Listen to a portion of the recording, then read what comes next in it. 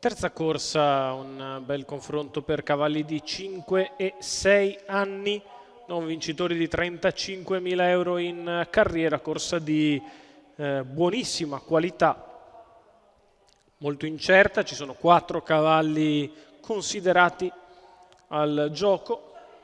Explosive La Torre ed Expu dei Greppi sono gli outsider, i favori per Energy e K, avvicini nella valutazione Emergenza Par, Etrusco Cla ed Eshal 1000.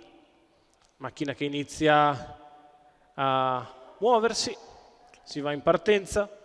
1 Energy e K Pietro Gubellini, 2 Explosive La Torre e Luca Lovera, 3 Emergenza Par Lorenzo Baldi, 4 Etrusco Cla Antonio Greppi, 5 Eshal 1000 Antonio Di Nardo, 6 Expu dei Greppi Alessandro Dettoris.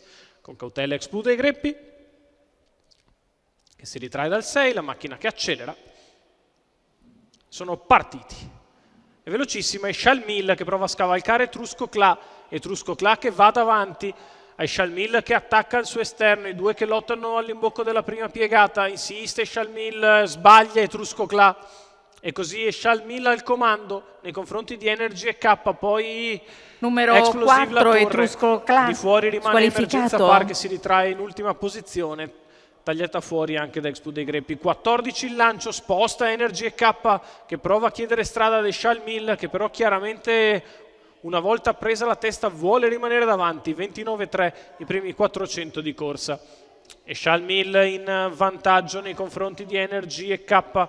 Poi Explosive La Torre, ancora Expu dei Greppi alla retroguardia Emergenza Par della fila indiana che ora procede a ritmo molto molto blando, addirittura 16,8 questo paletto. Ha stoppato in maniera drastica Antonio Di Nardo dopo lo strappo iniziale. Energy e K si adegua per il momento al ritmo precedendo Explosive La Torre, quindi Expu dei Greppi ed Emergenza Par.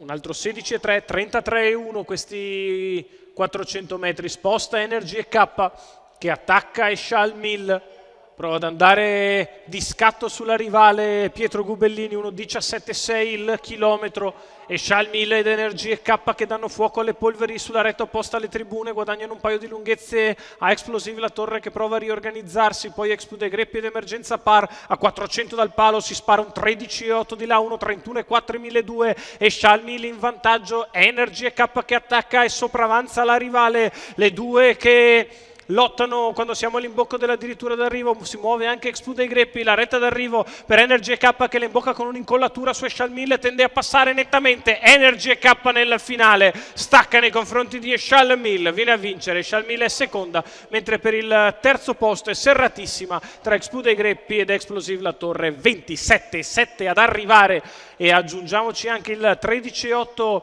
della retta di là, fa 41,5 per gli ultimi 600 metri di corsa all'esterno, siderali di Energy e K. Pietro Gubellini per Fausto Barelli che è anche proprietario della figlia di Natal Sheba e Freedom e K, e vince davvero in bello stile con 600 metri conclusivi di primissima fattura.